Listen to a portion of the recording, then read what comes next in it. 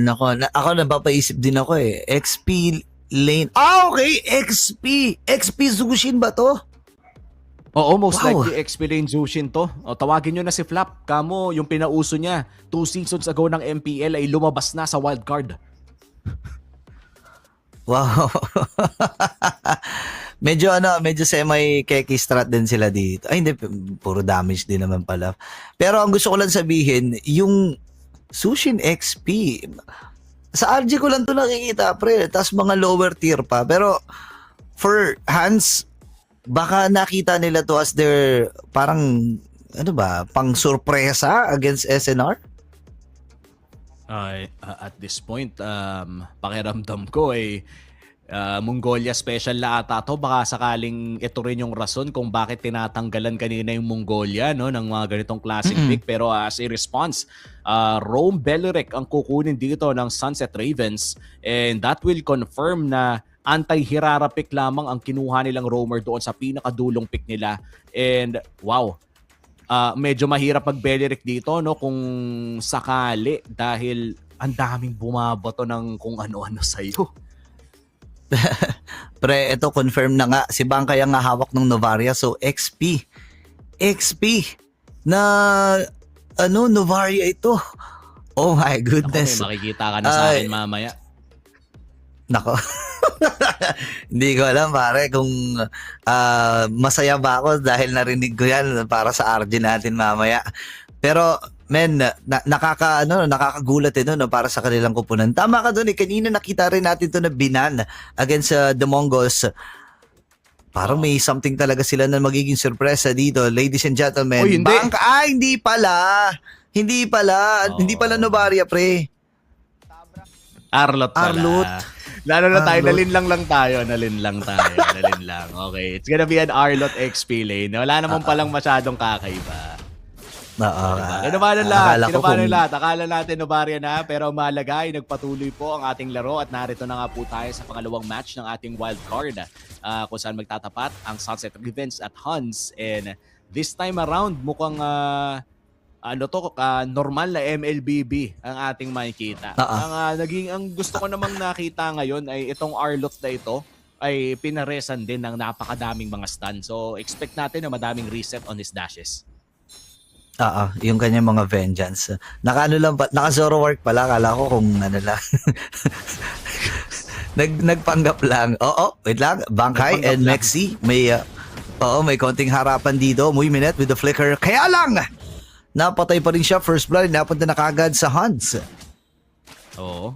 Fury plus BMI na gamit dito muy minute. Definitely a misplay out there na hindi niya in-expect na maagang pupunta ang Hirara. At yan naman kasi talagang kalakasan. When we look at the Hirara, yung early game mobility niya ay isa sa mga pinakamaganda, katulad na lamang nila Fanny. Pero again, ang laging pinopoint out ng mga tao dito ay medyo kulang nga sa bawas. Pero katulad na nakita natin, hindi naman masyado nagmamatter yun kung wala na sa pwesto yung kalaban mo. Yeah, tingnan natin may pestuhan din na magaganap dito sa may itaas na bahagi. Nagpapa-level 4 lang actually itong si Bangkay para nga naman manguna na kagad doon sa pestuhan sa Pagong. Dahil nga medyo na-delay ng konti itong si Mexi, so pwedeng advantage yun sa kanya. May ipit ata siya, taunt ay nagamit na rin ni Popopon. Pero hahabol din si Bangkay na bitawan na rin kagad yung kanyang ultimate at si Mexi ay mamamatay. Heavy spin na nagamit din. Bangkay with the flicker. Di natahabol din yung SNR. Pero sabi ng Hans, sige, ilaban na natin kagad! Si Trap ngayon ng parang literal na siya'y matatrap. Still met with a kill. Mabibit-bit din si Popopon. At mapapa-flicker din para lang makaiwas. Pero Pagong ay pwede na ngang patunguhan dito ng The Huns. At ito yung rason kung bakit tayo nakakakita ng maagang Zushin pick. Napakalaking hirap talaga para sa Sunset Ravens. So paulit-ulit na pagbuhat dito. And that's gonna be the turtle secured para dito kay Still Meta. At ngayon ay lamang na ang Huns with 3 kills plus a turtle on the board. At medyo mahihirapan ang Sunset Ravens dito dahil nabigyan na rin yung Claude nila ng maaga pa lang. Oo nga yun pa naman yung pinakamahirap na parte no kapag ka-Claude ka, yung na-early kill ka. At medyo medyo kasalanan mo rin talaga yun no? Lalo na wala rin namang nakaantabay sa'yo na iyong mga mga roamers or yung gitna.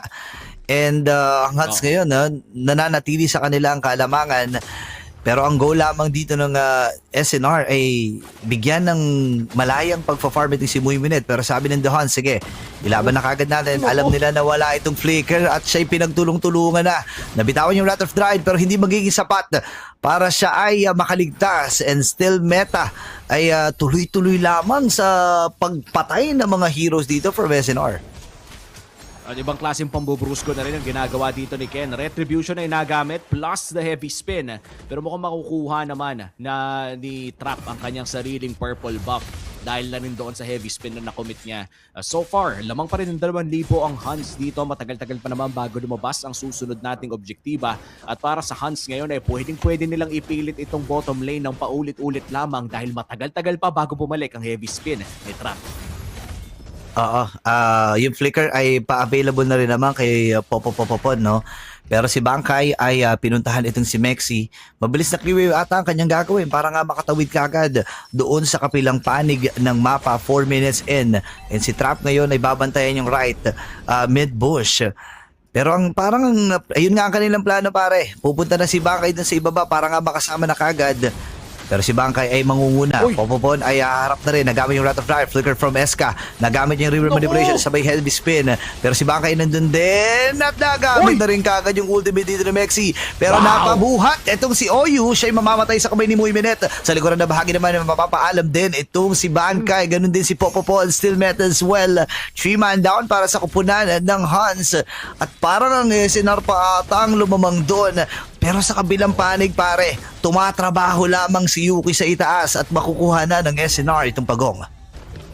Oo, nakalamang ang SNR sa laban na iyon. In terms of gold exchange, however, ay halos 800, 700 lamang ang kinita ng SNR doon. Lamang pa rin ang Hans kumpara sa Sunset Ravens. Pero malaking bagay ito na medyo nakakahinga na ngayon si Muy Minute sa may bandang ibaba considering na late game pa dapat ito dadaan. Trap, napagamit na ng heavy spin. SOD ay hindi kakabit kaya naman makakatakas ang side ng Sunset Ravens at hindi sila makakaharap ng trade sa Torre doon sa may bandang ibaba. SNR nabuhay bigla sa larong ito. Parang biglang medyo kumamot dito ang SNR. Bigla hindi na nila masyado magamit. Muy Minute ngayon ay medyo napalayo. Nabitawan na yung Wrath of Dryad kaya lang walang magiging follow-up dito ang SNR. At parang naging free kill yun. Para, mula dito sa The Huns, pwede nga nilang puwersahin itong gitna kung gugustuhin nila. At ang SNR ngayon pare, kumakapit na lang doon sa sa pag-asa nila na mag-late game kasi itong early up until sa mid parang hawak na ng Hats eh.